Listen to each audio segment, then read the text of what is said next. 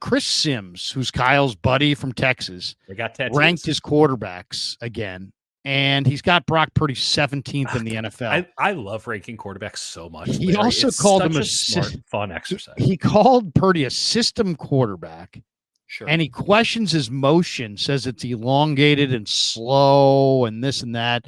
And there's a lot of people that feel like Sims doesn't, that his pipeline is Shanahan. So what are we supposed to believe, that Shanahan is telling Sims that, yeah, the only quarterback that actually, I've won with outside of Jimmy, it's got all these flaws, and then you ought to talk about it. And here they are. They're trying to keep down the market value here. They're trying to make sure that he doesn't keep it at like 43, 44 as opposed to 50. Is that it? I mean, I don't know, but I mean, I think first of all, we're trying too hard. First of all, it's amazing to me, and I brought this up on Twitter, and people are like, I don't understand. It's like, you don't understand. I'm like, why is guys like Chris Sims, who had no answers at all when they played the game, suddenly they're out of the game, and now they got all the answers. Yeah. I'm looking at Sims's career. He played 23 games in the NFL, 16 starts. Yeah. He went 7-9. He completed 58%. He threw for total 12 touchdowns, 18 interceptions.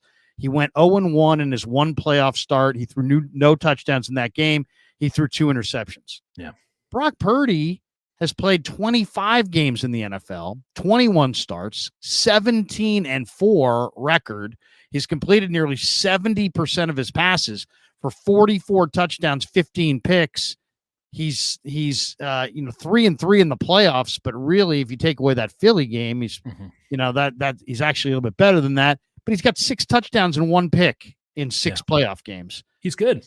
He's pretty good. And yet Sims is ranking him 17th in the NFL and calling him a system quarterback and saying that his motion is painfully slow and inefficient, and says that, he questions his arm strength, questions his efficiency.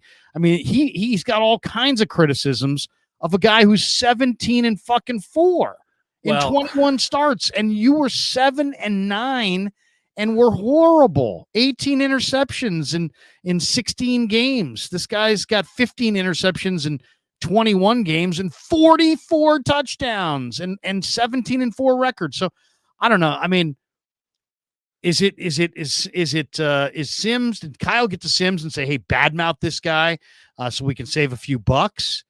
Do you believe that's going on? No.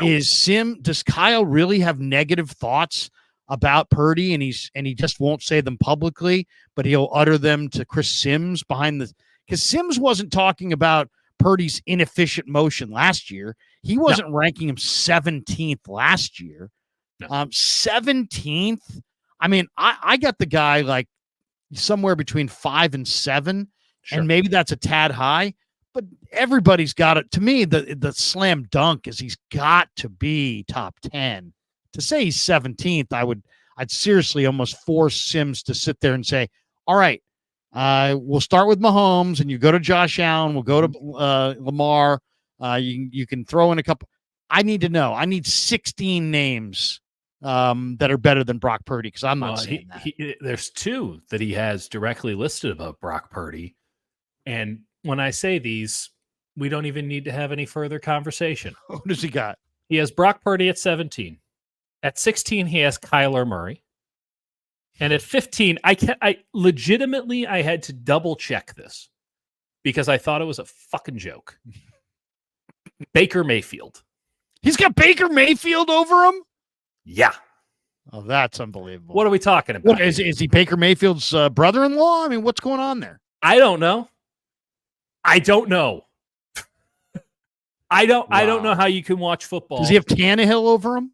I mean, at this point, I'm expecting Dan Orlovsky to make the list. Orlovsky. Another guy. There's another guy. Orlovsky in 26 career games, 12 starts. Yeah. He went 2-10 with 15 touchdowns, 13 picks, and completed 58%. And he has all the answers. He's another guy. I'm on TV. I couldn't play dead when I was on the field, but now that I'm on TV, now I'm freaking, I'm Gil Haskell and Bill Walsh and Mike Holmgren all rolled into one. Well, those who can't teach. And so there is some level of that. And, it's not as if Brian Greasy tore it up at the at the NFL level either. Great college quarterback, but never really lived up to the hype at the NFL level. I think he's a pretty good quarterbacks coach. I don't know if I want to go as far to say, oh, you weren't a good quarterback in the NFL. How can you talk about quarterbacking? I will say this about a guy like Chris Sims, and I will say this specifically about a guy like Orlovsky, who I do have some respect for.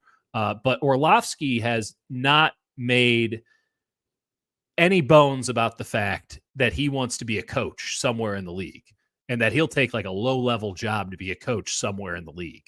And no one's offered him a job to be a coach in the league. He hasn't turned down shit. He hasn't been offered any jobs. So folks that do this for a living, and trust me, there are some clowns doing this for a living in this league, because I talked to a couple of them and it's like, thank God you exist, because otherwise I would feel really, really over my head about the whole NFL thing. But you make it so simple because you could never make it complicated. And you can't have Baker Mayfield 15th on any list of NFL quarterbacks. That means that you are selling me that Baker Mayfield is a top half quarterback in the NFL. And I just can't take you seriously. I think Baker Mayfield is fine. I really do. I think he's fine. I think that this is going to age like milk left out on a Walnut Creek porch.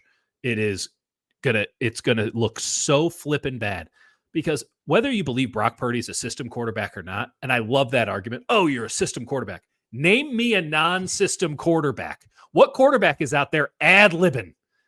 Well, not only that, once again, when Brock Purdy came off the bench, December, week 13 against the Dolphins, all non-Jimmy Garoppolo quarterbacks under Kyle Shanahan, the great play caller with this bevy of awesome offensive weapons that are on the Niners, those quarterbacks were combined 9 wins and 29 losses. And what did Purdy do? He stepped in as a rookie, ran the table, won 2 playoff games, and only lost the third because he got kicked out 6 plays in, then comes off a major elbow surgery and leads his team to the Super Bowl.